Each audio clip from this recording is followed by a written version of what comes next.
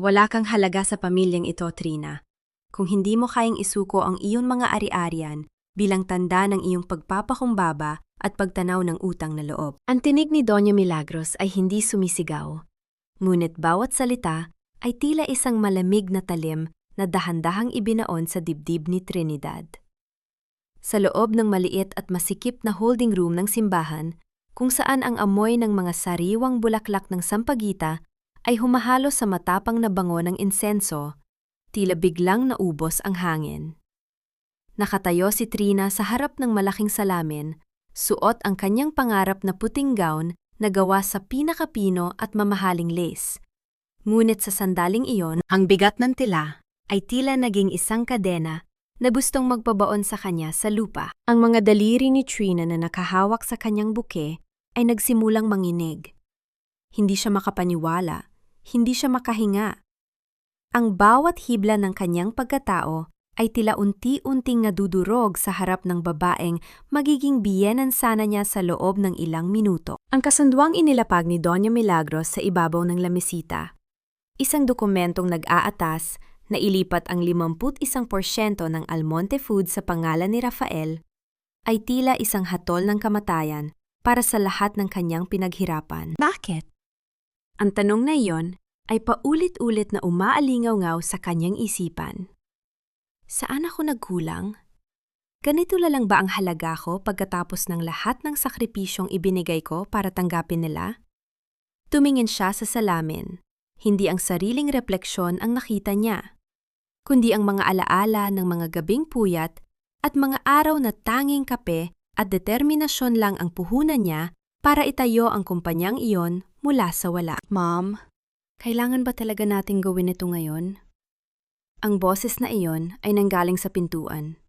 Si Rafael. Mabilis na lumingon si Trina. Ang kanyang mga mata ay puno ng pag-asa. Naghahanap ng kakampi. Naghahanap ng lalaking nangako sa kanya ng proteksyon at pag-ibig habang buhay. Ngunit ang pag-asang iyon ay tila isang kandilang umiiwa sa gitna ng bagyo nang makita niya ang iwas na tingin ng kanyang mapapangasawa.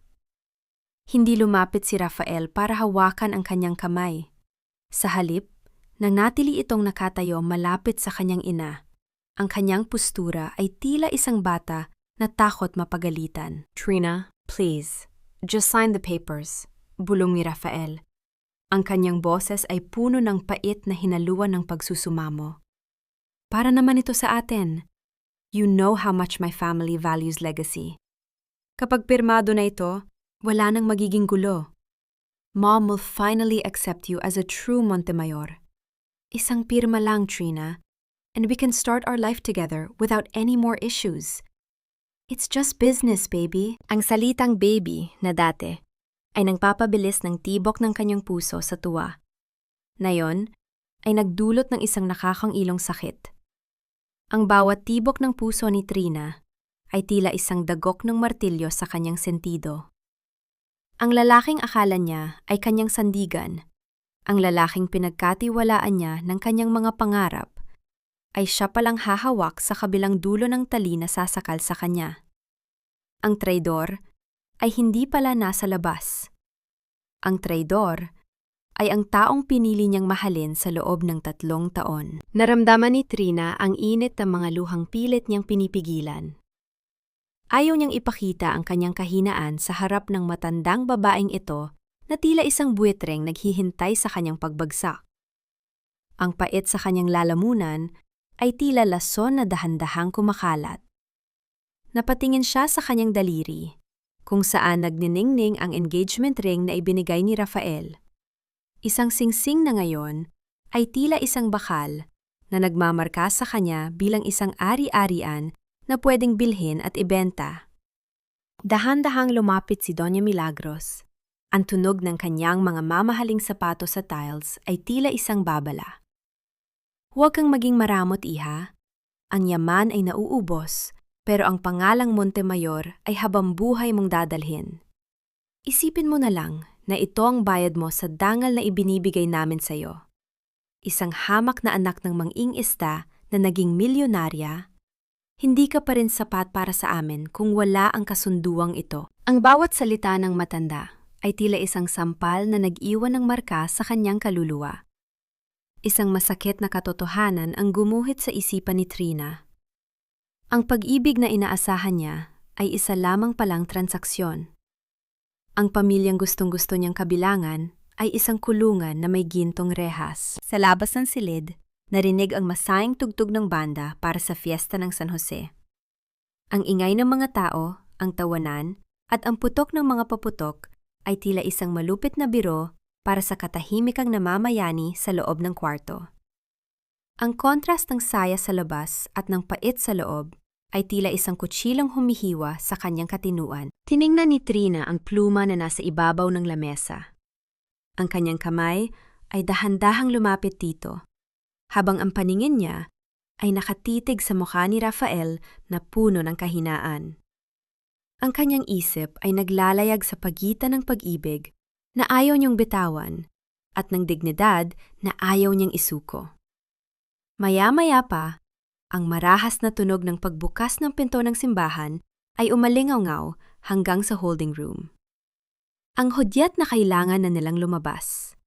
Ang hudyat na ang seremonya ay magsisimula na. "The clock is ticking, Trina," sabi ni Doña Milagros na may kasamang mapanuyang ngiti. "Pipirma ka ba para maging asawa ng anak ko? O lalabas ka sa simbahang ito na puno ng kahihiyan sa harap ng buong bayan?" Tumingin si Trina kay Rafael sa huling pagkakataon. Isang huling pagkakataon para sa isang himala. Ngunit tinalikuran siya ni Rafael at dahan-dahang lumabas ng silid, iniwan siyang mag-isa kasama ang demonyong nakasuot ng terno. Hinawakan ni Trina ang pluma. Ang lamig ng bakal nito ay nanuot sa kanyang balat. Sa sandaling yon, isang matinding determinasyon ang sumiklab sa kanyang mga mata. Isang apoy na hindi nanggaling sa pag-ibig, kundi sa isang pusong tuluyan nang nagising mula sa isang mahabang panaginip. Dahan-dahan niyang ibinaba ang pluma, hindi para pumirma, kundi para itulak ang dokumento pabalik sa matanda. Huminga siya ng malalim. Ang kanyang boses ay mahinahon, ngunit may talim na tila kayang humiwa ng bato. "Hindi niyo alam kung sino ang kinalaban niyo, Doña Milagros." Habang papalabas siya ng silid, ang kanyang belo ay sumasabay sa hangin, tila isang bandila ng pakikidigma. Ngunit bago pa siya makahakbang palabas, isang pamilya na tinig ang tumawag sa kanyang pangalan. Mula sa madilim na sulok ng hallway, isang tinig na nagpapatigil sa tibok ng kanyang puso. "Trina, huwag kang magkakamaling lumakad sa altar na yan." Napatigil si Trina. Ang tinig na yon, ang tinig na hindi niya inaasahang maririnig sa araw na ito. Isang lihim na matagal nang nakabaon ang tila biglang nabuhay. Ang bango ng ginisang bawang at sibuyas na dati ay nagbibigay ng pag-asa kay Trina, ay tila naging amoy ng isang mabulok na panaginip sa sandaling ito.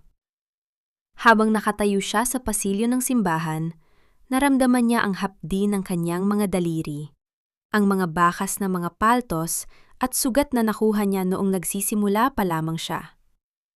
Tila bumalik ang kanyang gunita 10 taon na ang nakalilipas sa isang maliit at madilim na kusina sa Quezon City, kung saan ang tanging kayamanan niya ay isang lumang kawali at ang determinasyong hindi magutom. Naalala niya ang boses ni Rafael, ang bersyon ni Rafael na minahan niya ng buong puso.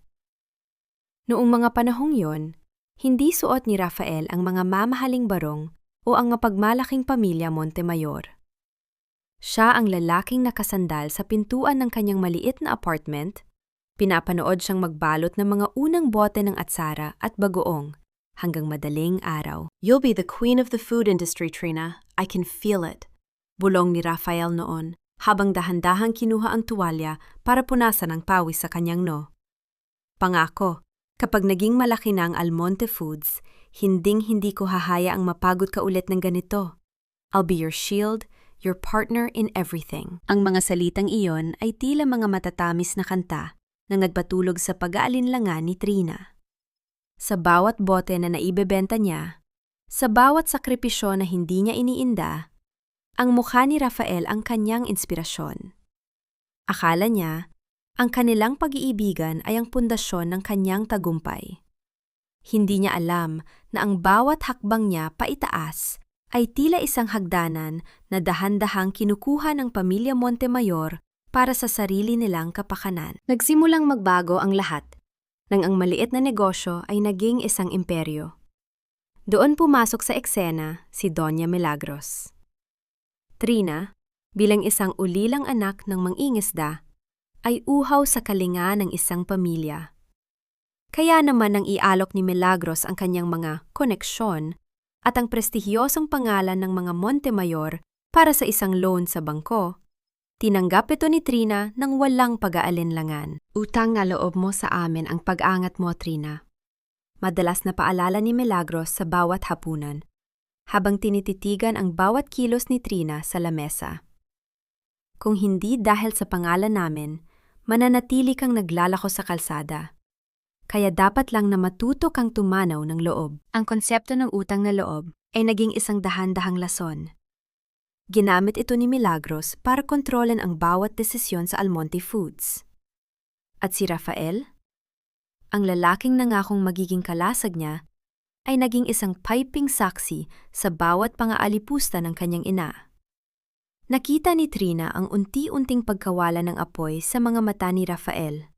Pinalitan ng isang malamig na pagsunod sa dikta ng kanyang pamilya. Isang gabi, bago ang kanilang engagement, naalala ni Trina ang amoy ng alak sa hininga ni Rafael. Just give Mom what she wants, Trina.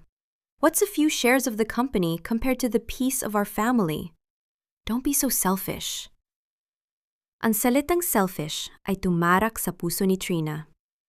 Siya, na nagtrabaho ng 24 oras sa loob ng isang dekada. Siya na nagbayad ng lahat ng utang ni Rafael sa sugal nang hindi nagtatanong.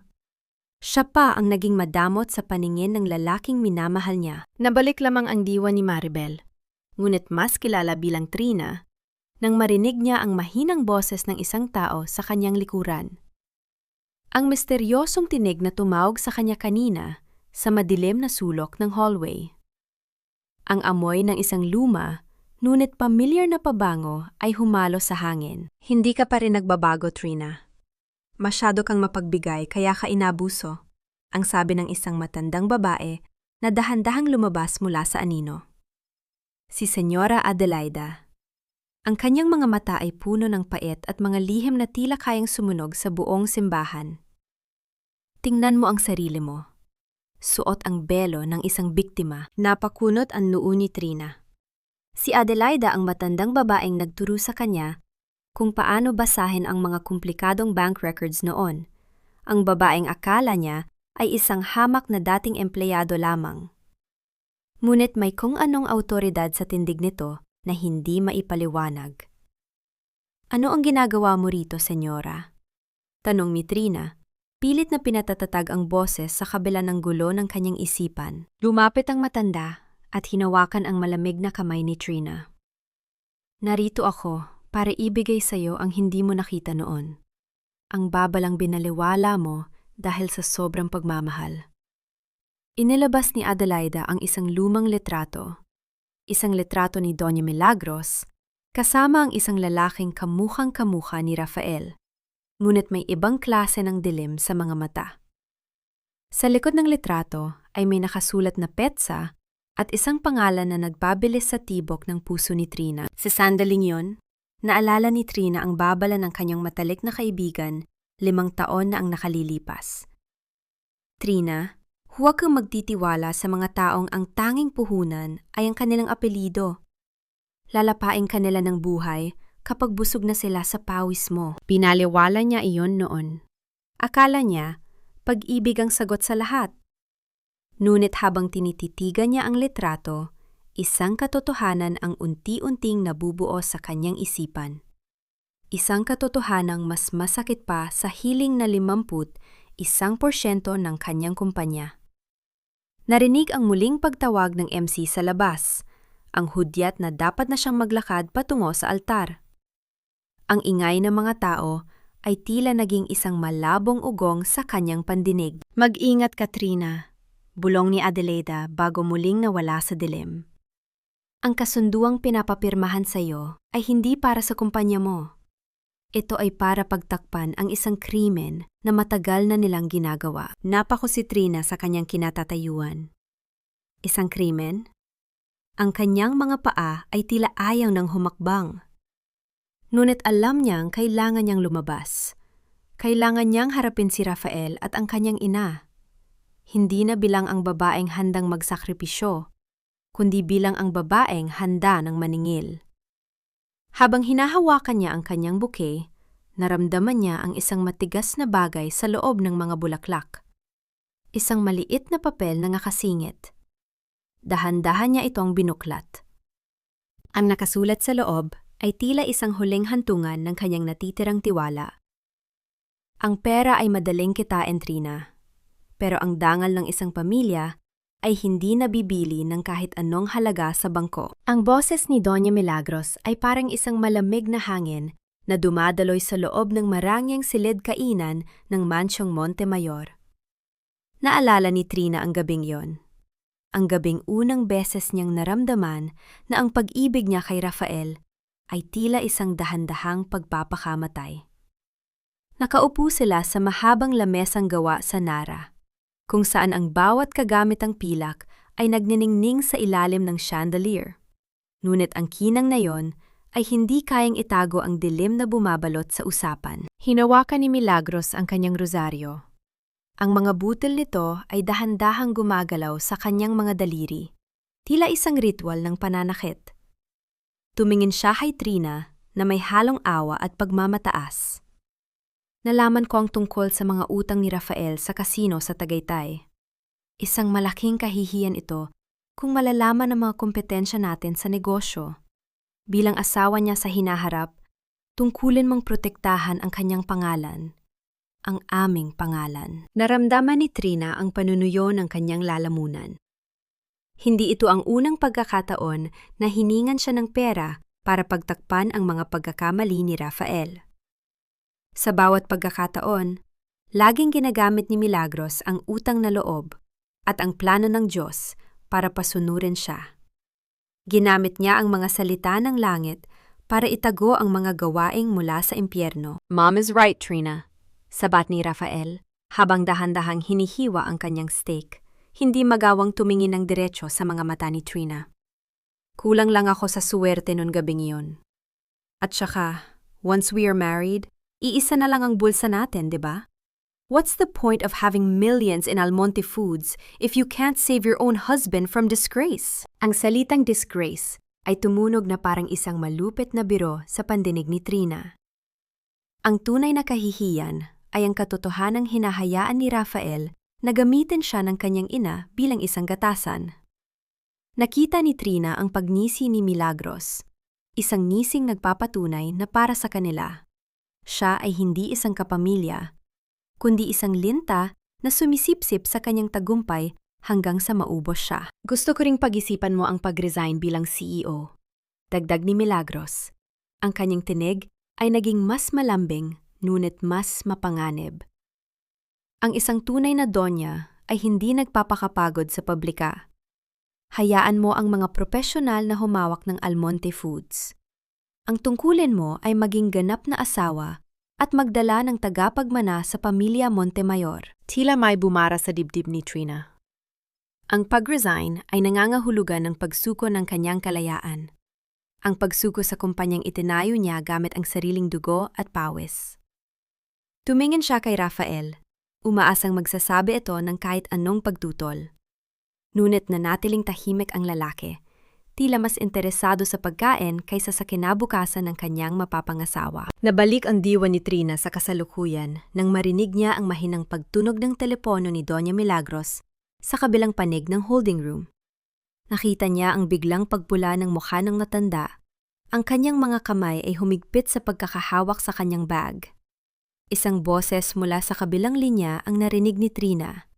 Isang boses na parang kay Senyora Adelaida. Hindi ngayon, Adelaida. Huwag kang manghimasok sa araw na ito. Pabulong na sigaw ni Milagros. Ang kanyang boses ay nanginginig sa galit at takot. Mabilis na ibinaba ni Milagros ang telepono at tumingin kay Trina na tila ba may ginawa itong kasalanan? Sa sandaling iyon, ang hinala sa puso ni Trina ay naging isang matibay na kasiguraduhan. May itinatago sila. May isang malaking kasinungalingan na pilit nilang ibinabaon sa ilalim ng mga bulaklak at musika ng kasal na ito. Naalala ni Trina ang isang pagkakataon noong nakaraang linggo nang bumisita siya sa mansyon nang hindi inaasahan. Dahil sa pagmamadali ni Rafael, naiwan nitong bukas ang pinto ng kanyang opisina. Sa ilalim ng mga makakapal na folder, may nakitang isang dokumento si Trina sa loob ng basurahan. Dahan-dahan niya itong pinulot noon. Ang mga salitang Notice of Foreclosure at Final Bankruptcy Warning ay malinaw na nakasulat sa itaas ng papel. Ang mansyong tinitirhan nila, ang mga mamahaling sasakyang ipinagmamalaki ni Milagros, at ang bawat piraso ng alahas na suot nito, lahat ay nakasanla na. Lahat ay isang ilusyon. Napagtanto ni Trina na ang kasunduan para sa 51% ng kanyang kumpanya ay hindi para sa legacy. Ito ay isang lifeboat para sa isang lumulubog na barko. Siya ang magbabayad para sa kanilang mga kasalanan. Siya ang magsisilbing pantubos sa kanilang mga utang. Tumingin si Trina sa kamera ni Marites na nasa labas na ng pinto. Naghihintay ng kanyang paglabas.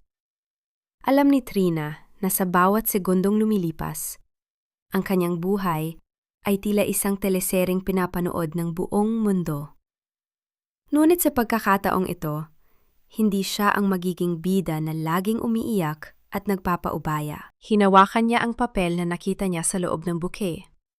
Ang papel na ibinigay ni Adelaida. Ang nakasulat doon ay hindi lamang isang babala, kundi ang lokasyon ng isang lihim na vault sa loob ng opisina ni Rafael kung saan nakatago ang tunay na kontrata ng kanilang pamilya sa isang illegal na financier. Ready ka na ba, Trina? Tanong ni Milagros habang binubuksan ang pinto. Ang kanyang muka ay muling nagsuot ng maskara ng pagiging isang mapagmahal na binan. Hinihintay na tayo ng lahat. Huwag mong ipahiya ang pamilya natin. Ngumiti si Trina. Isang ngeti na hindi umabot sa kanyang mga mata. Isang ngeti na puno ng lason. Opo, Doña Milagros. Handa na po ako. Handa na po akong ipakita sa kanila kung ano ang tunay na kahulugan ng pamilyang Montemayor. Habang lumalabas siya ng silid, ang bawat hakbang niya ay tila isang tunog ng orasan na bumibilang patungo sa isang pagsabog. Ngunit bago pa siya makarating sa bungad ng simbahan, nakita niya ang isang pamilyar na figura na mabilis na lumabas mula sa likod ng mga dekorasyon. Si Celia. Ang kanyang assistant na dapat ay nasa tabi niya, ngunit ngayon ay may hawak na isang bagay na pilit nitong itinatago sa loob ng kanyang blazer. Ang bagay na yon ay ang kanyang USB. Ang USB na naglalaman ng kanyang kaligtasan. Ang tiwala ay parang isang kristal na baso. Kapag nabasag, kahit anong pandikit ang gamitin mo, mananatili ang mga lamat na magpapaalala sa iyo ng sakit. Habang tinititigan ni Trina ang likuran ni Celia na mabilis na naglalakad palayo, naramdaman niya ang isang kakaibang panginginig sa kanyang batok. Hindi ito ang kaba ng isang ikakasal. Ito ang malamig na haplos ng pagtataksil na dahan-dahang gumagapang sa kanyang balat. Ilang oras bago ang sandaling ito, sa loob ng tahimik na opisina ni Trina, iniabot niya ang isang maliit na kulay itim na USB kay Celia. Ito ang kanyang alas, ang kanyang huling baraha laban sa kasakiman ng mga Montemayor. Naglalaman ito ng mga dokumentong nagpapatunay na ang Almonte Foods ay ginagamit na front para sa mga illegal na transaksyon ni Rafael nang hindi niya alam. Celia, ikaw lang ang pinagkakatiwalaan ko rito. Bulong ni Trina noon habang mahigpit na hinahawakan ang kamay ng kanyang assistant. Huwag mong hahayaang makuha ito ng kahit sino. Dito nakasalalay ang kaligtasan ko at ng kumpanya. Tumingin si Celia sa kanya. Ang mga mata nito ay tila naglalaman ng isang dagat ng kalungkutan. Sa loob ng 5 taon, si Celia ang naging kanang kamay ni Trina. Siya ang saksi sa bawat luha at bawat tagumpay. Ngunit sa likod ng katapatang iyon, may isang lihim na hindi alam ni Trina. Ang kapatid ni Celia ay baon sa utang sa mga Montemayor, at ang kaligtasan nito ang ginamit ni Doña Milagros para gawin siyang isang ahas sa loob ng damuhan. Habang inaayos ni Trina ang kanyang mahabang belo sa harap ng salamin, lumapit si Celia. Ang kanyang mga kamay ay nanlalamig habang tinutulungan si Trina sa mga butones ng kanyang gown. Bawat haplos ni Celia ay tila isang paumanhin na hindi mabigkas. "Ma'am Trina, napakaganda niyo po," mahinang sabi ni Celia. Ang kanyang boses ay nanginginig ng bahagya. Sana po ay maging masaya kayo, anuman ang mangyari sa araw na ito." Biglang niyakap ni Celia si Trina ng mahigpit. Isang yakap na hindi karaniwan. Naramdaman ni Trina ang mabilis na tibok ng puso ni Celia laban sa kanyang balikat. Akala ni Trina ay dala lamang ito ng emosyon para sa kanyang kasal. Hindi niya napansin na sa sandaling yon, ang mga maliliksi at sanay na daliri ni Celia ay dahan-dahang pumasok sa loob ng maliit na pouch na nakatago sa ilalim ng laylayan ng kanyang gown. Nang bumitaw si Celia, may isang mabilis na pagninig sa kanyang labi bago siya mabilis na tumalikod para kunyari ay ayusin ang mga sapatos ni Trina. Sa loob ng kanyang blazer, ramdam ni Celia ang bigat ng USB. Isang bigat na tila isang tuneladang bato na dumadagan sa kanyang konsensya. "Sige na, Celia. Pumunta ka na sa simbahan at tingnan mo kung maayos na ang lahat," utos ni Trina na may kasamang matamis na ngiti. "Susunod na ako." Tumango si Celia nang hindi tumitingin at mabilis na lumabas. Ang tunog ng pagsara ng pinto ay tila isang hatol na nagpahiwalay sa kanilang dalawa. Naiwang mag-isa si Trina sa silid. Huminga siya ng malalim para pakalmahin ang kanyang sarili.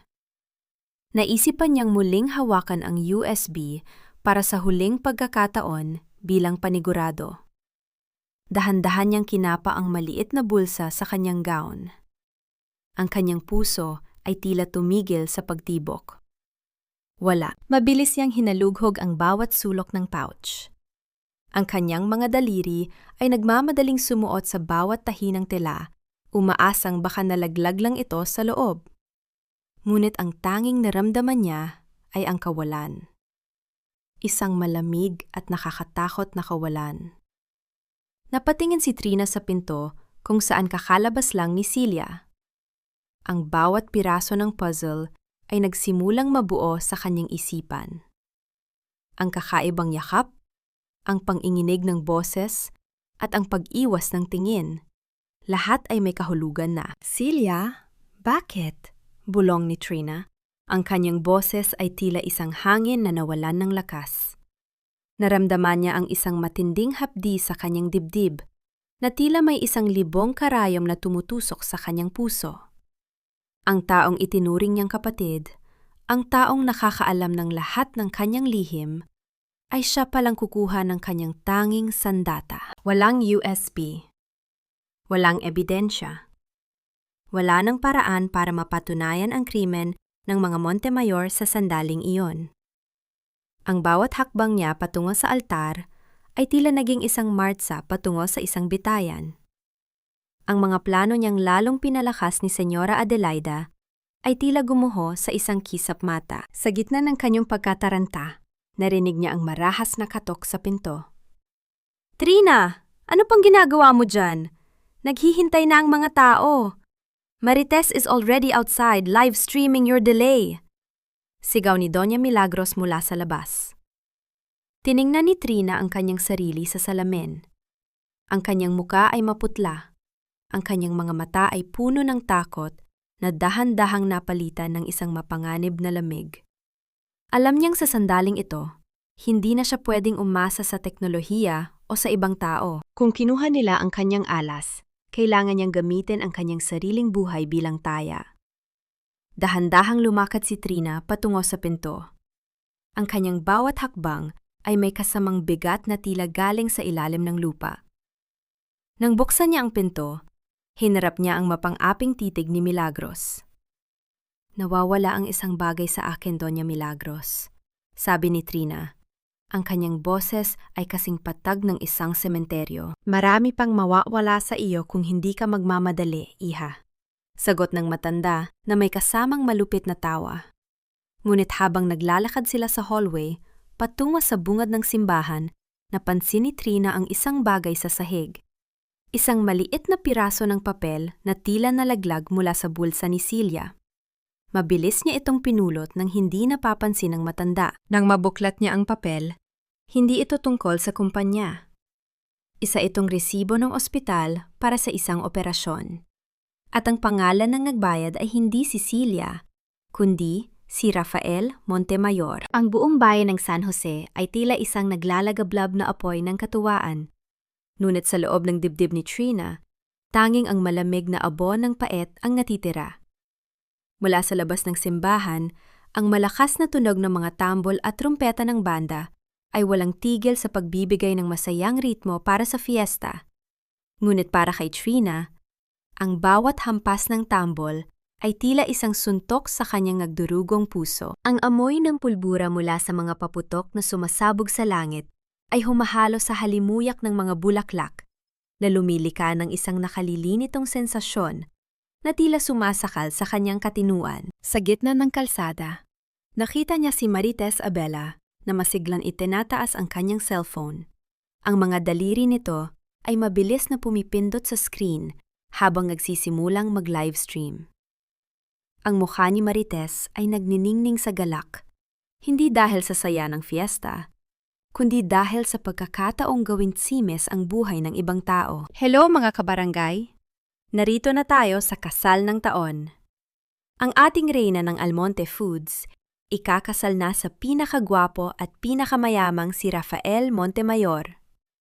Grabe guys, kitang-kita nyo ba ang gown? Millions ang halaga niyan! Ang boses ni Marites ay umaalingaw-ngaw, puno ng pekeng paghanga na alam ni Trina na sa isang iglap ay pwedeng maging panlalait. Naramdaman ni Trina ang matinding pagkahilo. Ang bawat salita ni Marites ay tila isang babala na ang kanyang bawat pagkakamali ay nakabalandra sa harap ng libu-libong mata. Gusto niyang tumakbo. Gusto niyang hubarin ang mabigat na gown at magtago sa isang lugar kung saan walang musika at walang taong nanonood. Ngunit ang kamay ni Doña Milagros ay mahigpit na nakahawak sa kanyang braso.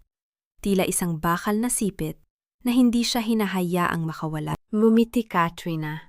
Nakatitig sa atin ang buong bayan, bulong ni Milagros. Ang kanyang mga labi ay nakakurba sa isang napakagandang ngiti para sa kamera. Ngunit ang kanyang mga mata ay nananatiling kasing lamig ng yelo.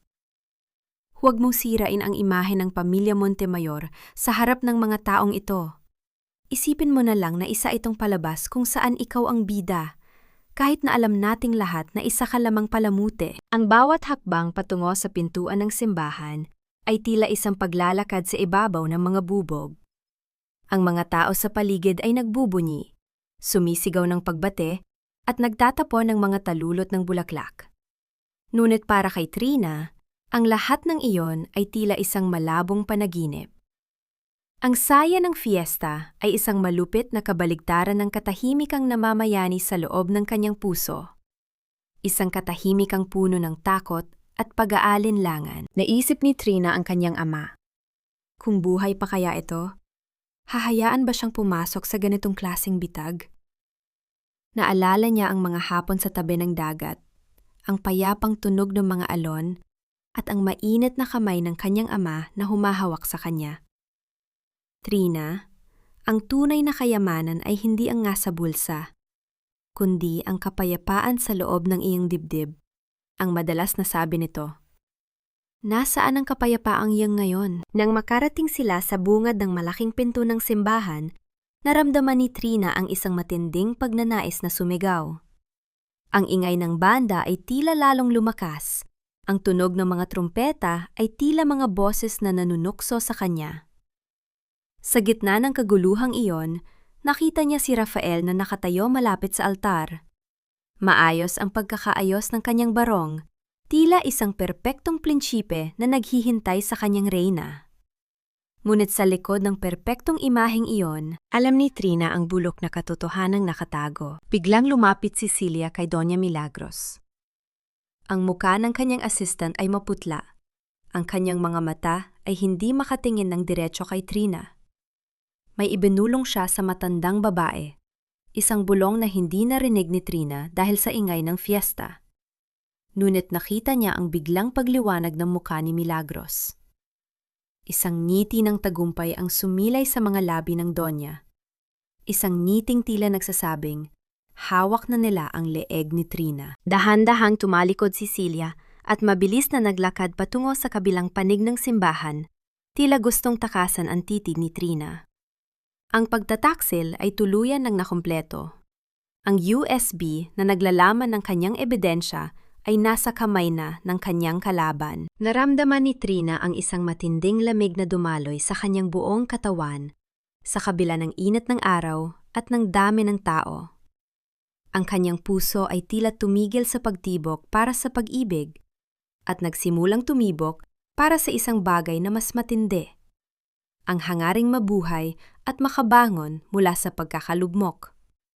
Ang hudyat na organista ay umalingaw-ngaw sa loob ng simbahan, ang wedding march ay nagsimulang tumugtog. Hudyat na ang pinto ay dahan-dahan nang bubuksan para sa kanyang pagpasok. Ito na ang katapusan mo, Trinidad, ang tila bulong ng hangin sa kanyang pandinig.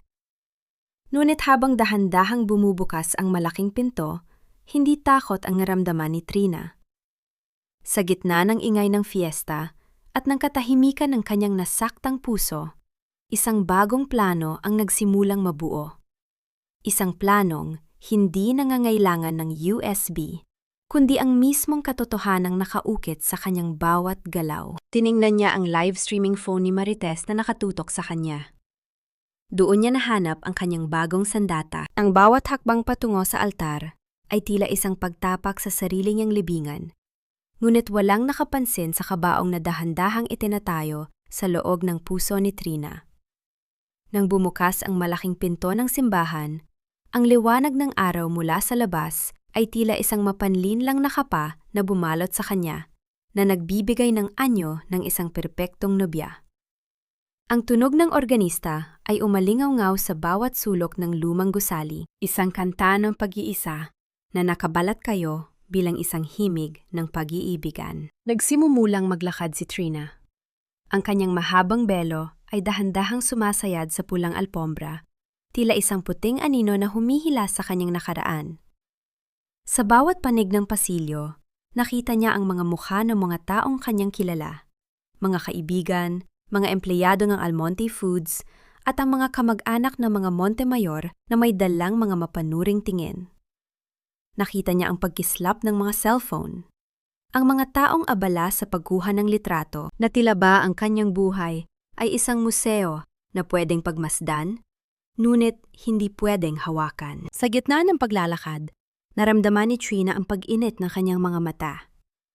Isang patak ng luha ang dahan-dahang gumuhit sa kanyang pisingi, na agad na napansin ang mga taong malapit sa kanya. Narinig niya ang mahihinang bulungan. Napakaganda niya. Sobrang emosyonal. Tears of joy, sabi ng isa pa. Ngunit ang totoo, ang luhang iyon ay hindi dahil sa saya. Ito ay isang paalam. Paalam sa babaeng naniwala sa mga pangako. Paalam sa Trina na handang magsakripisyo para sa pamilyang hindi naman siya itinuring na tao. Habang papalapit siya sa altar, nakita niya si Doña Milagros na nakatayo sa gilid. Ang kanyang mukha ay puno ng tagumpay.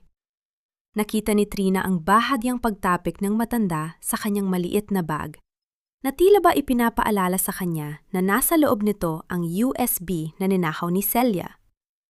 Ang ngiti ni Milagros ay tila isang lason na dahan-dahang kumakalat sa buong simbahan. Isang ngiting nagsasabing nakuha na nila ang lahat. At naroon si Rafael. Nakatayo sa dulo ng pasilyo, maayos ang bawat hibla ng buhok. Nakasuot ng barong na ang tela ay binili gamit ang pera ni Trina. Tumingin si Rafael sa kanya, ngunit walang ningning sa mga mata nito. Walang pagsinta. Ang nakita ni Trina ay ang takot ng isang lalaking hindi kayang tumayo sa sarili niyang mga paa. ang kawalan ng buhay ng isang taong naging sunod-sunuran sa dikta ng kanyang ina. Rafael, tumingin ka sa akin, pakiusap ng isipan ni Trina. Iligtas mo ako sa pagkakataong ito. Sabihin mong hindi mo kailangan ang kumpanya ko.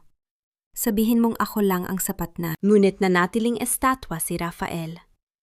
Hindi man nang ito kumurap, tila isang karakter sa isang dula na naghihintay na lamang matapos ang eksena. Sa sandaling iyon, naramdaman ni Trina ang huling hibla ng kanyang pag-ibig na tuluyan ng naputol. Ang init na dati ay bumabalot sa kanyang puso kapag nakikita si Rafael ay napalitan ng isang nakakapangilabot na lamig. Nakarating si Trina sa harap ni Rafael. Ang kanyang ama-amahan na naghatid sa kanya ay dahan-dahang ibinigay ang kanyang kamay sa lalaki. Nang magkadaop ang kanilang mga palad, tila may kuryenteng gumapang sa braso ni Trina, hindi kuryente ng pananabik, kundi ang lamig ng isang bangkay. Walang init ang mga kamay ni Rafael. Walang higpit ang kanyang pagkakahawak. Tila ba ang hawak ni Rafael ay isang dokumento lamang at hindi ang babaeng nangakong mamahalin siya hanggang sa huling hininga. Sa kabilang bahagi ng simbahan, nakita ni Trina ang cellphone ni Marites na nakatutok sa kanila. Ang livestream ay patuloy at alam ni Trina na libu-libong tao ang nakasaksi sa perpektong sandaling ito. Isang mapait na plano ang dahan-dahang gumuhit sa kaning isipan habang nakatitig sa kamera. Simula na ang seremonya, ang sabi ng pare. Ang kanyang boses ay malalim at nagbibigay ng otoridad. Humarap si Trina sa altar, ngunit ang kanyang pandinig ay hindi nakatuon sa mga salita ng pare. Nakatuon ito sa bawat tibok ng kanyang sariling puso, na tila isang tambol na naghahanda para sa isang giyera. Naramdaman niya ang bigat ng singsing sa kanyang daliri, ang singsing na sumisimbolo sa kanyang pagkakalugmok. Ngunit bago pa man makapagsalita ang pare para sa pagpapalitan ng sumpa, naramdaman ni Trina ang isang mabilis na paggalaw sa likuran niya. Isang tao ang mabilis na lumapit sa kanya at may ibinulong na nagpabilis sa kanyang paghinga. Nasa akin ang kopya, Trina! Huwag kang matatakot! Ang tinig na iyon ay kay Senyora Adelaida. Nang marinig iyon, tumingin si Trina kay Doña Milagros. Nakita niya ang biglang pagbabago sa mukha ng matanda. Ang tagumpay ay napalitan ng isang matinding pagtataka at kaba. Ang USB sa loob ng kanyang bag ay maaring nakuha nila, ngunit ang katotohanan ay may ibang daan para lumabas. Rafael Montemayor, simula ng pare. Tinatanggap mo ba si Trinidad Almonte bilang iyong asawa? Naging bingi ang buong simbahan. Ang tanging maririnig ay ang mahinang pag-ugong ng electric fan at ang malalim na paghinga ni Rafael. Tumingin si Rafael sa kanyang ina na tila humihingi ng huling permiso. Tumango si Milagros, isang maliit at tila hindi mapapansing tang-o. Opo, Father, sagot ni Rafael. Ang kanyang boses ay mahina, ngunit sapat na para marinig ng lahat. Ngayon, ang lahat ng mata ay nakatuon kay Trina. Ang kamera ni Marites ay lalong lumapit. Ang libu-libong tao sa livestream ay naghihintay. Ang buong bayan ng San Jose ay tila huminto sa paghinga. Trinidad Almonte, ang tanong ng pare. Ang kanyang tinig ay tila isang hatol na naghihintay na mabigkas. Tinatanggap mo ba si Rafael Montemayor bilang iyong asawa? Isang mahabang katahimikan ang namayani. Tumingin si Trina ng diretso sa mga mata ni Rafael. Nakita niya ang kanyang sarili sa refleksyon ng mga mata nito. Isang babaeng nakasuot ng puti, mukhang biktima, ngunit sa loob ay may hawak na apoy. Father, simula ni Trina. Ang kanyang boses ay malinaw at hindi nanginghinig na nagpapatigil sa lahat. Bago ko sagutin ang tanong na yan, meron muna akong gustong itanong sa lalaking ito at sa kanyang ina. Isang malakas na bulungan ang sumabog sa loob ng simbahan. Ang mukha ni Doña Milagros ay naging kasing puti ng papel. Ang kamay ni Rafael ay nagsimulang manginig sa loob ng pagkakahawak ni Trina. Father, Patawad po, ngunit hindi ko matatanggap ang lalaking ito hanggat hindi niya kayang aminin sa harap ninyo at sa harap ng buong bayan ang tunay na dahilan ng kasalang ito. Ang boses ni Trina ay hindi sumigaw. Ngunit ang talim nito ay tila humiwa sa sagradong katahimikan ng simbahan. Ang bawat salita ay dahan-dahang gumapang sa bawat sulok ng gusali na nagpapatigil sa bawat bulungan at bawat paghinga. Ang mga mata ni Rafael ay lumaki sa gulat. Ang kanyang bibig ay bahagyang bumuka, ngunit walang salitang lumabas.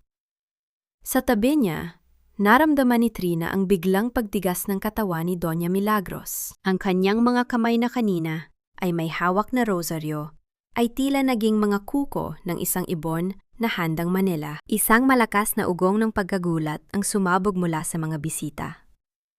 Si Marites, na nasa unahan, ay tila nakahanap ng ginto. Ang kanyang mga kamay ay nanginginig sa pananabik habang mas inilalapit ang cellphone sa mukha ni Trina. Ang numero ng mga nanonood sa livestream ay mabilis na umakyat. 1,000, 2,000, 5. Lahat ay nakatutok sa nobyang tumanggi sa altar. Trina, ano ang kahibangan itong ginagawa mo? Ang pabulong na sigaw ni Doña Milagros, ang kanyang boses ay puno ng nakatagong pot. Huwag mong ipahiya ang pamilya namin sa harap ng lahat. Isipin mo ang reputasyon ni Rafael. Humarap si Trina sa matanda. Ang kanyang titig ay hindi na mababakas ang takot. Reputasyon? O ang 51% ng aking kumpanya na hiningi nyo bilang bayad sa inyong basbas? Ang kontratang pilit nyo sa aking pinapapirmahan bago ako pumasok sa simbahang ito. Yan ba ang tinatawag ninyong dangal? Ang mukha ni Milagros ay biglang nagbago. Ang maskara ng pagiging isang mapagmahal na biyenan ay tuluyan ng nalaglag, pinalitan ng isang anyo ng purong galit at pagmamataas. Hindi siya umurong. Sa halip, humakbang siya pasulong, hinarap ang kamera ni Marites at nagsimulang magsalita sa paraang tila siya ang biktima. Mga kababayan, naririnig niyo ba ang kawalan ng pasasalamat ng babaeng ito? Ang sigaw ni Milagros. Ang kanyang boses ay bumasag sa katahimikan. Binuksan namin ang aming tahanan para sa kanya. Tinanggap namin siya kahit siya ay anak lamang ng isang hamak na manging-isda. At ngayon, gagamitin niya ang pagkakataong ito para siraan ang aming pangalan? Rafael, anak, tingnan mo ang pinili mo. Isang babaeng walang utang na loob, isang manggaganso na ang tanging hangad ay ang ating apledo para pagtakpan ang kanyang mababang pinagmulan. Naramdaman ni Trina ang isang matinding hapdi sa kanyang dibdib. Ang bawat salita ni Milagros ay tila mga latigo na humahampas sa kanyang pagkatao. Ang 10 taon ng kanyang pagtatrabaho, ang bawat gabing hindi siya natulog para mapalago ang negosyo, ay ginawang isang maruming ambisyon lamang sa bibig ng matanda. Tumingin siya kay Rafael, umaasang kahit sa huling sandali ay ipagtatanggol siya nito. Rafael, sabihin mo ang totoo. Bulong ni Trina. Ang kanyang boses ay nanginginig sa pagitan ng galit at bighati. Sabihin mo sa kanila na alam mo ang tungkol sa kontrata. Sabihin mo sa kanila na kailangan niyo ang pera ko para pambayad sa inyong mga utang. Yumuko si Rafael. Ang kanyang mga balikat ay nanginig, ngunit hindi siya tumingin kay Trina. Trina, please, bakit kailangan mong gawin ito? Pinapahiya mo lang ang sarili mo. Mom is right. Sana pumirma ka na lang para walang ganitong gulo. We could have been happy. Ang salitang happy ay tila naging isang malupit na biro. Isang mapait na tawa ang kumawala sa mga labi ni Trina. Isang tawang puno ng pait na umabot hanggang sa kiling-kilingan ng simbahan. Masaya? Sa ilalim ng inyong mga paa? Sa ilalim ng inyong mga kasinungalingan? Biglang itinulat ni Milagros si Rafael sa tabi at hinarap ang pare. Father, itigil ang seremonyang ito. Hindi matutuloy ang kasal na ito hanggat hindi nililinis ng babaeng ito ang dumi na dinala niya sa ating simbahan. Siya ay isang iskandalo, isang manggagamit na walang ibang mahal kundi ang kanyang pera at ang kanyang sarili. Ang mga tao sa paligid ay nagsimulang mag-ingay. May mga sumisigaw ng panunukso kay Trina, may mga naaawa, at may mga abala sa pag-share ng livestream ni Marites. Ang ingay sa loob ng simbahan ay naging kasing gulo ng fiesta sa labas. Ang bawat mapanuring mata ay tila mga kutsilyong tumutusok sa balat ni Trina. Sa gitna ng kaguluhang iyon, nakita ni Trina Cecilia sa isang sulok. Hawak ang ninakaw na USB at isang mapait na ngiti ang sumilay sa mga labi ng kanyang assistant. Tila ba ipinapaalam nito na wala nang kawala si Trina. Naramdaman ni Trina ang pagguho ng kanyang mundo. Ang lahat ng kanyang pinaghirapan ay tila nilalamon ng apoy ng kahihiyan. Ang kanyang dignidad ay dahan-dahang niyuyurakan sa harap ng libu-libong tao. Ngunit bago pa siya tuluyang bumigay sa dilim ng kawalang pag-asa, naalala niya ang mga salita ni Senyora Adelaida. Ang katotohanan ay may ibang daan para lumabas. Tumingin si Trina ng diretso sa kamera ni Marites. Hindi siya umiwas. Hindi siya nagtago. Ang kanyang mga mata, na dati ay puno ng luha, ay nagniningning na ngayon sa isang mapanganib na determinasyon. Hindi matutuloy ang kaso na ito, Doña Milagros, ang sabi ni Trina. Ang bawat pantig ay malinaw at puno ng kapangyarihan. Dahil hindi ako papayag na ang pangalan ng aking ama ay mahaluan ng inyong mabulok na katotohanan. At bago ako umalis dito, sisiguraduhin kong malalaman ng lahat kung sino ang tunay na magnanakaw sa silid na ito. Isang malakas na sigaw ng galit ang kumawala kay Milagros. Layas! Umalis ka sa simbahang ito. Wala kang puwang sa pamilyang Montemayor. Hinubad ni Trina ang kanyang engagement ring at itinapon ito sa sahig. Ang tunog ng pagtama ng ginto sa semento ay tila isang huling hudyat ng kanilang ugnayan. Ngunit bago siya makahakbang palayo, ang malaking pinto ng simbahan ay muling bumukas ng marahas at isang anino ang tumakip sa liwanag na nagmumula sa labas. Ang bawat mata sa loob ng simbahan ay tila naging isang matalim na karayom na sabay-sabay na tumutusok sa balat ni Trina. Sa ilalim ng malalaking arko ng gusali, ang katahimikan ay hindi payapa. Ito ay isang mabigat at nakakasakal na presensya na tila gustong lamunin ang kanyang buong pagkatao. Ang aninong tumakip sa liwanag ng pinto ay hindi isang tagapagligtas, kundi ang simula ng isang bagyong tuluyan nang wawasak sa kanyang natitirang lakas. Humarap ka rito, Celia, ang mariing utos ni Doña Milagros. Ang kanyang boses ay umaalingaw-ngaw sa bawat sulok. Puno ng otoridad na tila siya ang nagmamay-ari ng katotohanan. Dahan-dahang lumabas si Celia mula sa gilid. Ang kanyang mga kamay ay mahigpit na nakakapit sa kanyang blazer. Ang bawat hakbang niya sa sementadong sahig ay tila tunog ng isang hatol. Nang tumapat siya sa harap ng altar, hindi siya tumingin kay Trina. Ang kanyang mga mata ay nanatiling nakapako sa sahig, tila isang tapat na aliping handang isakripisyo ang kanyang kaluluwa para sa isang kasinungalingan. Sabihin mo sa kanila, Celia, udyok ni Milagros. Ang kanyang kamay ay nakapatong sa balikat ng assistant ni Trina. Tila isang maninila na nakahawak sa kanyang huli. Sabihin mo sa harap ng Diyos at sa harap ng libu-libong nanonood kung anong klaseng amo itong si Trinidad Almonte. Huminga ng malalim si Celia. Ang kanyang boses, nang magsimulang magsalita, ay nanginginig ngunit malinaw. Patawad po, Ma'am Trina. Pero hindi ko na po kayang itago ang katotohanan. Ang totoo po, pinilit ako ni Ma'am Trina na doktorin ang mga records ng Almonte Foods. Gusto niyang palabasin na nalulugi ang kumpanya para hindi siya magbayad ng tamang buwis at para saktan ang pamilya Montemayor. Isang malakas na pagsinghap ng pagkagulat ang gumuhit sa hangin. Ang mga bulungan ng mga tao ay tila naging isang dambuhalang alon na gustong lumunod kay Trina. Nakita niya ang cellphone ni Marites na lalong lumapit. Ang screen nito ay puno ng mga komentong puno ng galit at panghuhusga mula sa mga taong hindi naman siya kilala. Narinig niyo ba? Ang sigaw ni Milagros. Ang kanyang mga mata ay nagniningning sa katuwaan habang nakatingin sa kamera. Siya ang tunay na kriminal. Siya ang magnanakaw na nagpanggap na biktima. Inakit niya ang aking anak, nilansi ang aming pamilya, lahat, para sa kanyang pansariling interes. Tumingin si Trina kay Rafael.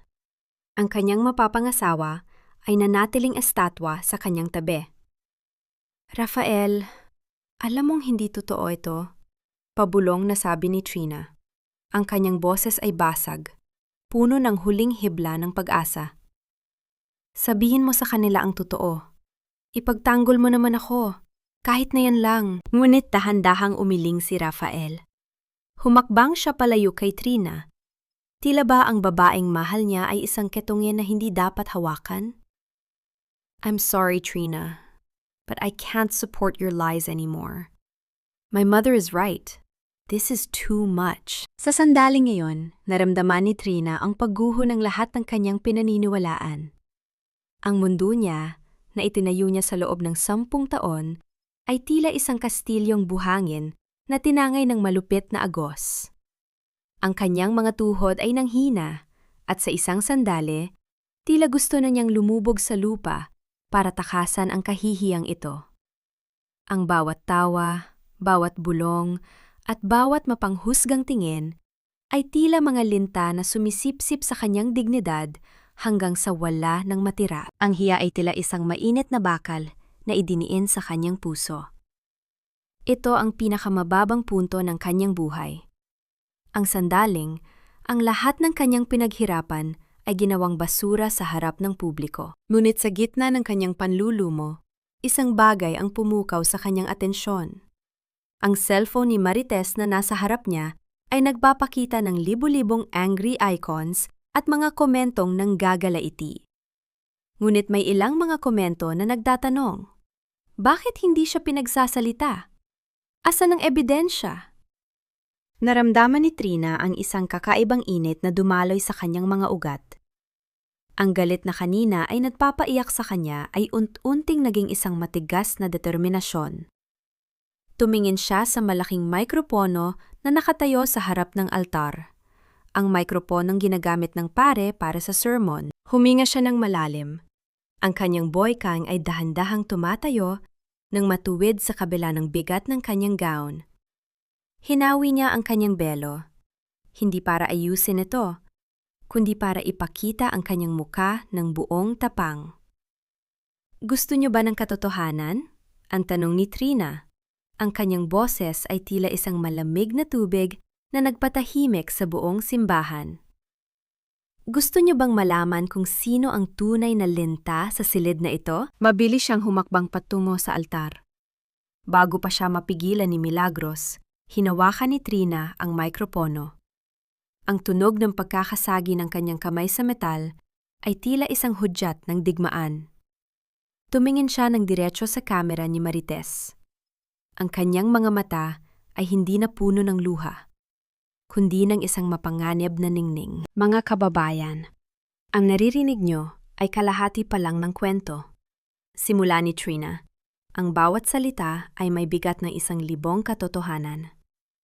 Doña Milagros, bago mo ako itaboy sa simbahang ito, baka gusto mong ipaliwanag sa lahat kung bakit ang iyong mansyon ay nakatagdang hiramin ng bangko sa susunod na buwan. Dahil sa iyong mga utang sa sugal, isang nakabibinghing katahimikan ang namayani. Ang mukha ni Milagros ay biglang naging kasing puti ng pader. Ang pagtatagumpay sa kanyang mga mata ay napalitan ng isang matinding takot. Ngunit hindi pa doon nagtatapos si Trina. At ikaw, Rafael, baka gusto mong sabihin kung magkano ang ibinayad mo kay Celia para magsinungaling sa harap ng altar na ito? Trina, tumigil ka! Sigaw ni Rafael. Ang kanyang boses ay nanginginig na sa takot. Ngunit wala nang makakapigil sa kanya. Tiningnan niya ang pinto ng simbahan, kung saan muling lumitaw si Senyora Adelaida, bit-bit ang isang makapal na folder na tila isang sandata. Huwag kayong aalis, sabi ni Trina sa kamera. Isang malamig na ngiti ang sumilay sa kanyang mga labi. Dahil ngayon palang magsisimula ang tunay na palabas. Sa sandaling iyon, isang mabilis na paggalaw ang naganap sa likuran ng simbahan. Ang mga pulis ay dahan-dahang pumasok at ang target nila ay hindi si Trina. Doña Milagros, baka nakakalimutan ninyo na sa bawat kasinungalingang binitawan ninyo rito, libu-libong tao ang nakasaksi sa inyong tunay na anyo. Ang boses ni Trina ay tila isang malakas na agos na dahan-dahang tumitibag sa pader ng pagmamataas ni Milagros. Sa harap ng dambana, kung saan dapat ay sumusumpa siya ng katapatan, doon niya natagpuan ang kanyang pinakamalakas na boses. Ang kamera ni Marites ay tila naging isang makapangyarihang hukom na kinukuha ang bawat pagpatak ng pawis sa noo ng Donya at ang bawat panginginig ng mga labi nito. Walang maniniwala sa iyo, Trinidad. Isang hamak na manggagawa ka lang. Ang pabulong na sigaw ni Milagros. Ngunit ang kanyang tinig ay wala ng talim. Pinalitan ng isang gulat na nauuwi sa takot. Ngunit hindi na tinag si Trina. Hindi po ako manggagawa lamang. Ako ang nagpatayo ng Almonte Foods. At ang kontratang gusto ninyong palagdaan sa akin kanina? Ang paghingi ninyo ng 51% ng aking kumpanya para lamang sa inyong basbas? Yan po ang tunay na krimen dito. Doña Milagros, narinig ng buong bayan ang inyong boses kanina sa mikropono. Huwag na nating itanggi ang katotohanan. Isang malakas na ingay ang nagmula sa unahan ng simbahan nang dahan-dahang bumukas ang malaking pinto.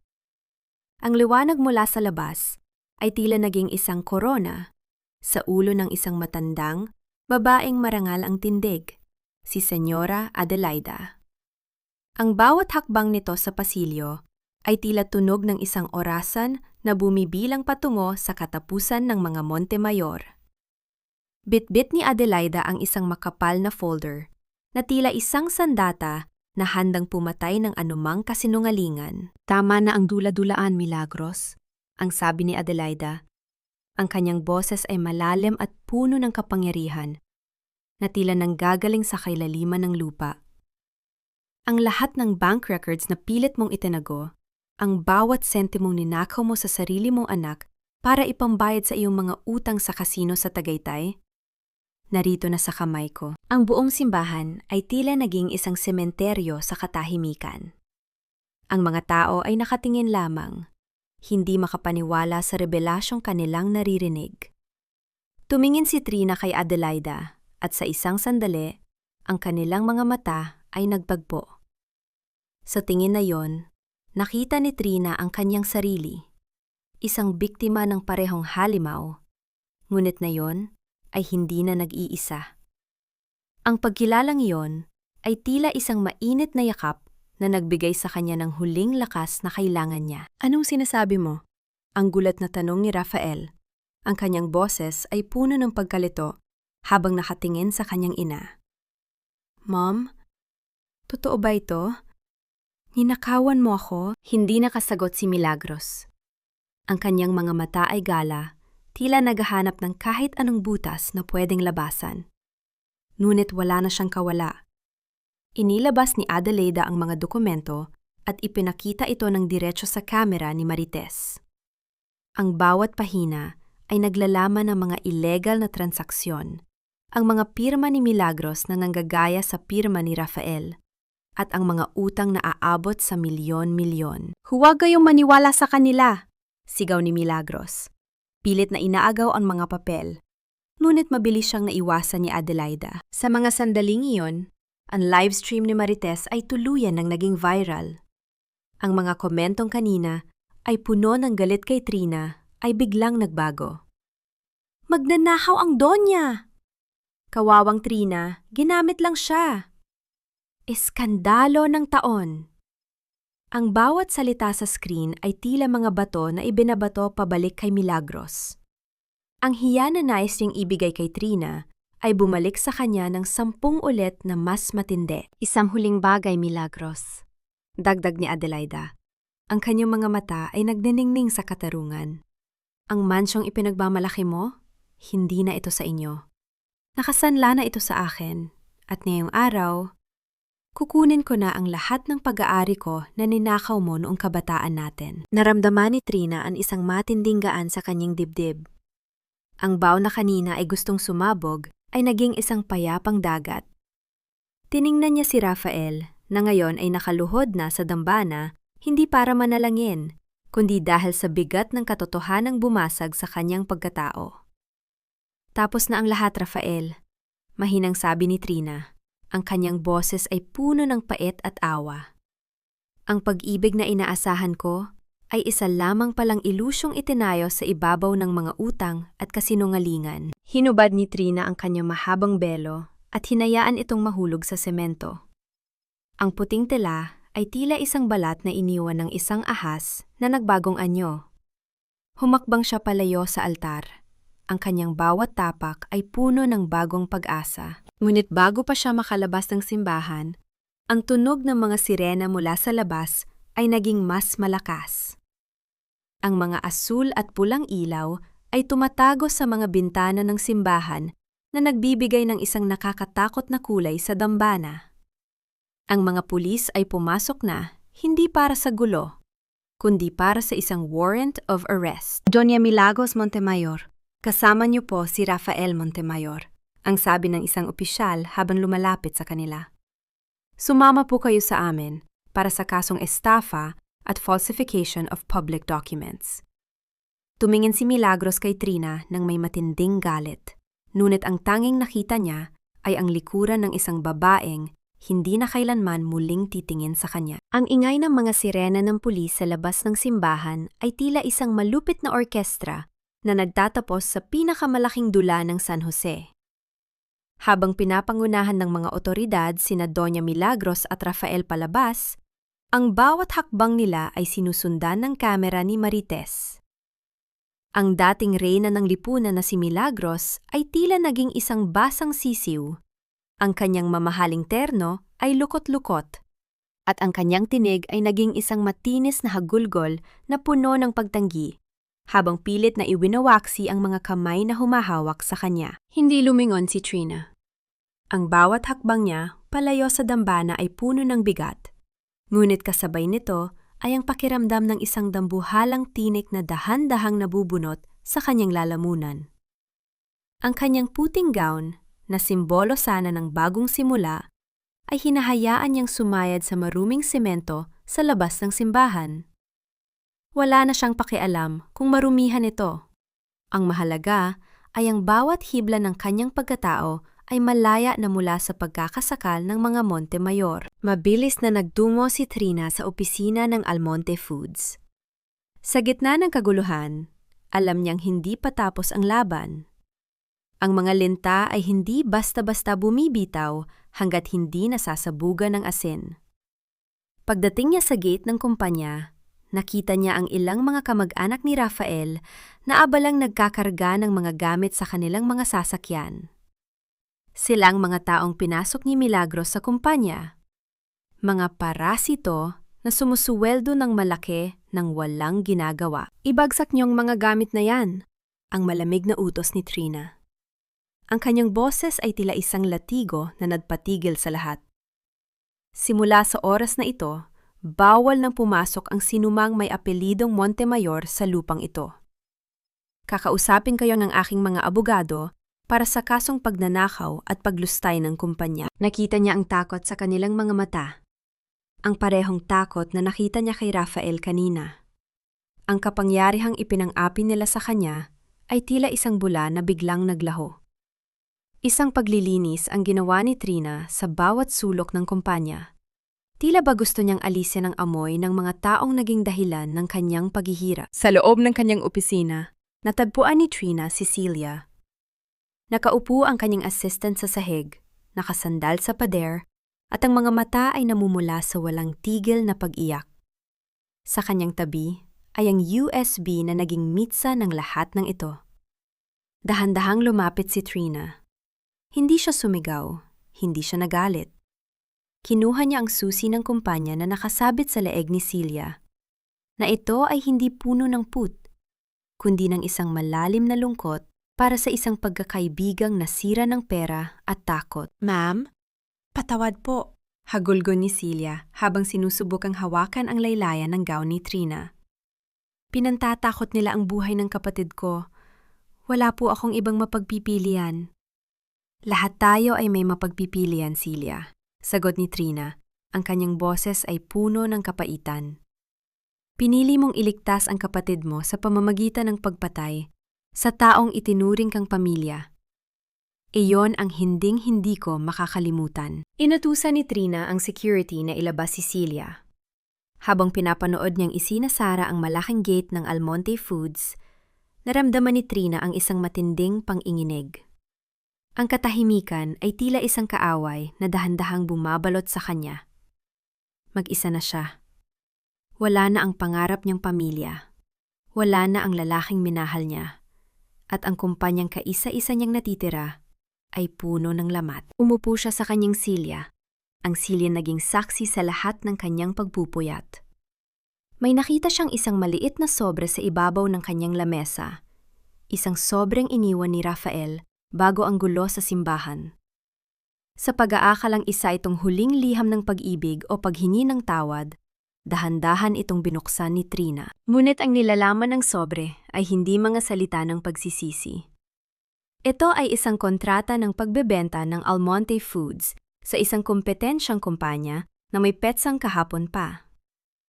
Plano ni Rafael na ibenta ang kumpanya ni Trina sa sandaling maging asawa na niya ito para makuha ang pera at takasan ang lahat ng utang ng kanyang ina nang hindi kasama si Trina. Ang bawat salita sa kontrata ay tila isang bagong sugat na humihiwa sa kanyang katinuan. Hindi lamang pala siya gustong gamiting front para sa utang.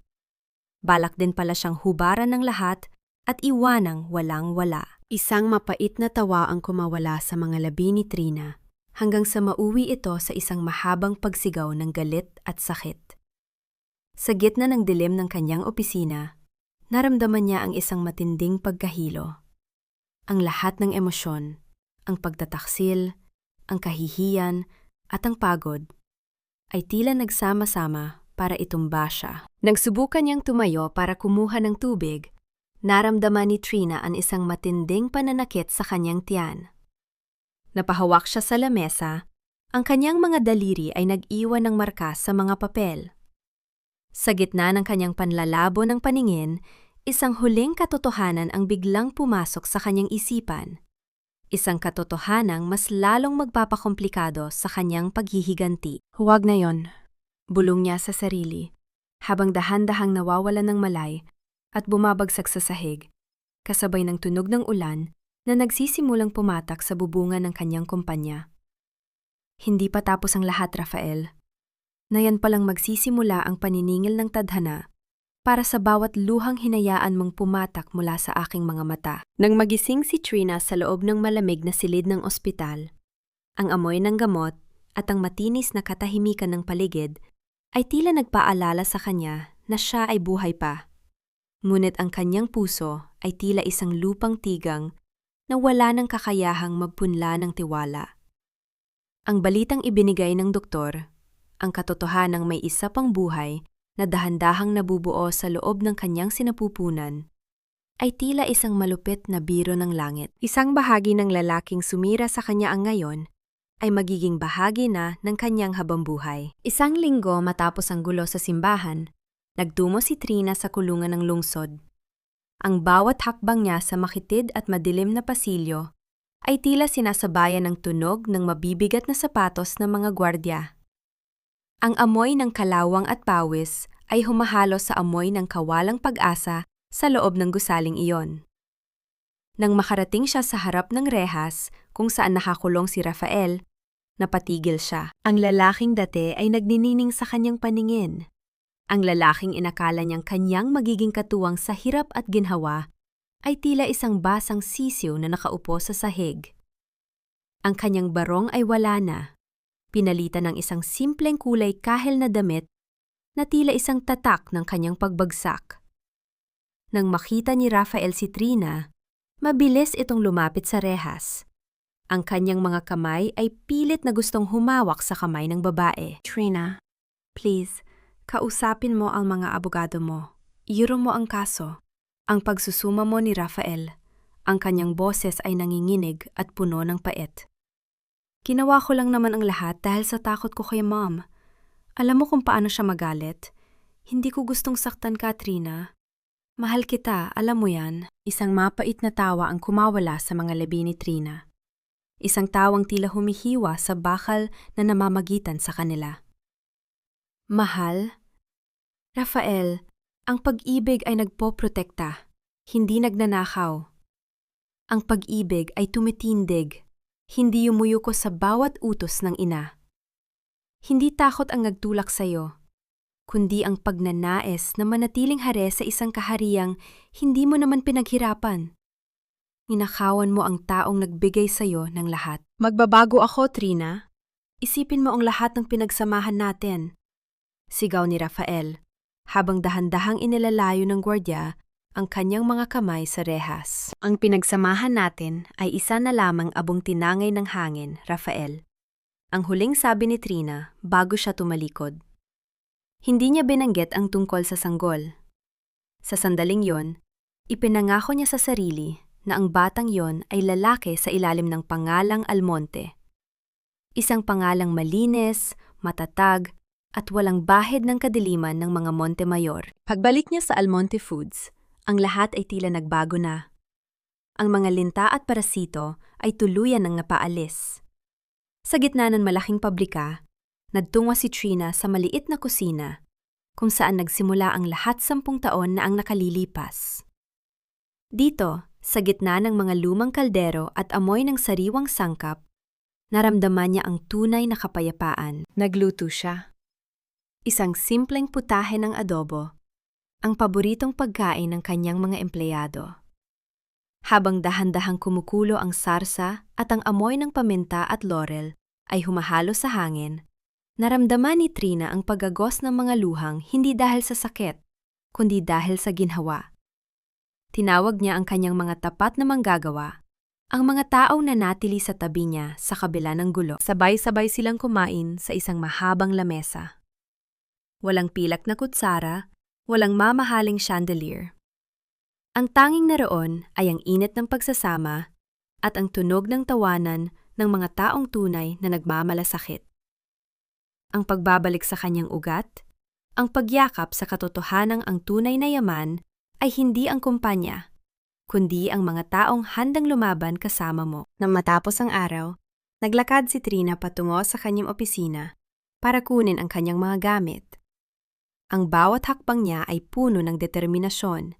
Habang papalabas siya ng gate, napansin niya ang isang itim na sasakyang nakaparada sa tapat ng kanyang kumpanya. Isang lalaking nakasuot ng pormal na damit ang dahan-dahang bumaba mula sa sasakyan. Hindi siya pamilyar kay Trina, ngunit may kung anong awtoridad sa kanyang pagkilos na nagpapatigil sa tibok ng puso ni Trina. May hawak itong isang itim na folder at isang maliit na kahon na may tatak ng isang tanyag na jewelry shop. Miss Trinidad Almonte? Tanong ng lalaki. Ang kanyang boses ay malalim at tila may dalang mahalagang mensahe. Mayroon akong kailangang ibigay sa inyo mula sa huling testamento ng inyong ama na kailanman ay hindi nakarating sa inyo dahil sa mga Montemayor. Nanlaki ang mga mata ni Trina. Ang kanyang ama? Akala niya ay wala na itong naiwan, kundi ang mga kwento ng dagat. Ang huling lihim na ito ay tila isang bagong pintuan na nagbubukas sa gitna ng kanyang pagbangon. Ang bawat wakas ay isa lamang nakatagong simula. At ang tunay na tagumpay ay hindi nasusukat sa dami ng iyong naipon, kundi sa lalim ng kapayapaang namamayani sa iyong kaluluwa. Ang mga salitang ito mula sa sulat ng kanyang yumaong ama ay tila isang mainit na haplos sa puso ni Trina habang nakaupo siya sa loob ng kanyang bagong opisina. 3 buwan na ang lumipas mula nang gumuho ang toreng ginto ng mga Montemayor. Sa harap niya, sa ibabaw ng lamesang gawa sa matibay na nara, ay nakalapag ang mga dokumentong dinala ng abogado ng kanyang ama, si Attorney Ramos. Isang masakit ngunit mapagpalayang katotohanan ang nabunyag. Ang lupang kinatatayuan ng mansyon ng mga Montemayor ay pag-aari pala ng kanyang ama na kinuha sa pamamagitan ng pandaraya noong mga panahong hirap pa sila sa buhay. Napatitig si Trina sa lumang susi na kasama sa dokumento. Ito ang susi sa isang maliit na ancestral house sa tabi ng dagat.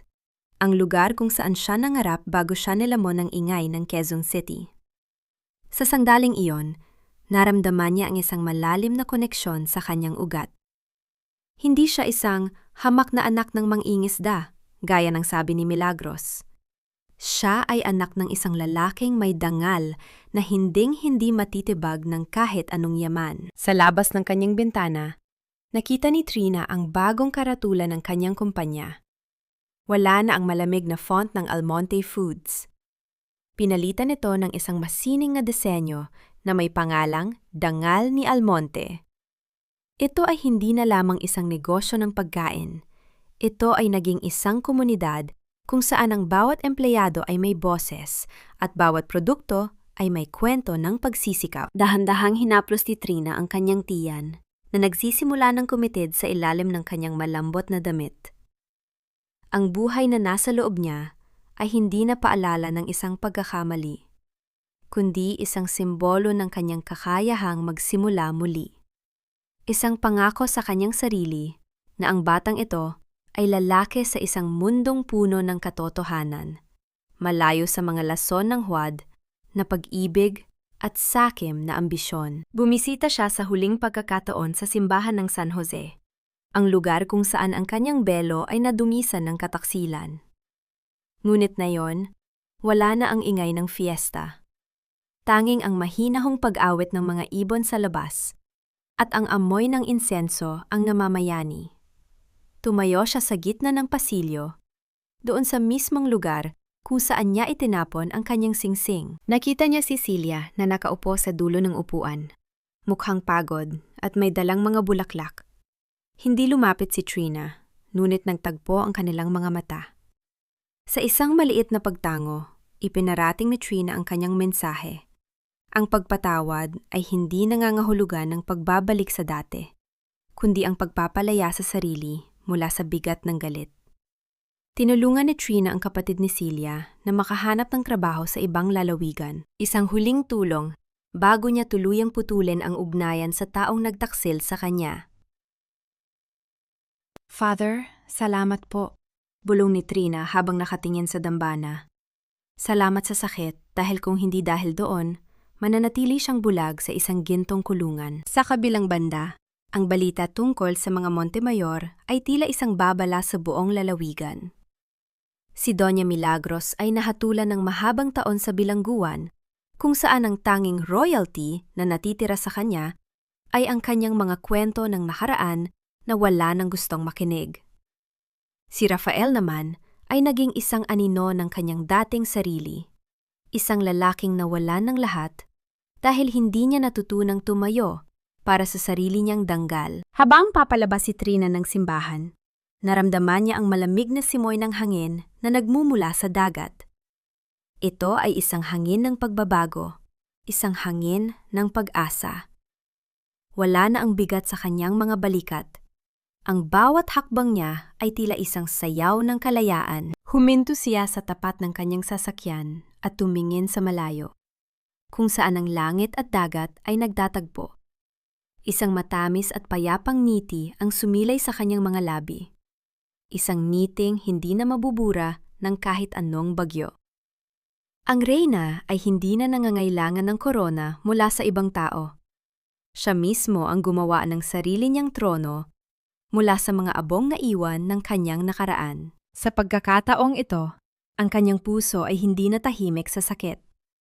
Ito ay kumakanta na ng isang himig ng bagong simula, isang kanta na nagsasabing, ang tunay na kaligayahan ay hindi matatagpuan sa pagmamay-ari, kundi sa pagiging sapat sa sarili. Ang dula sa altar ay tapos na, ngunit ang totoong buhay ni Trinidad Almonte ay kasisimula pa lamang.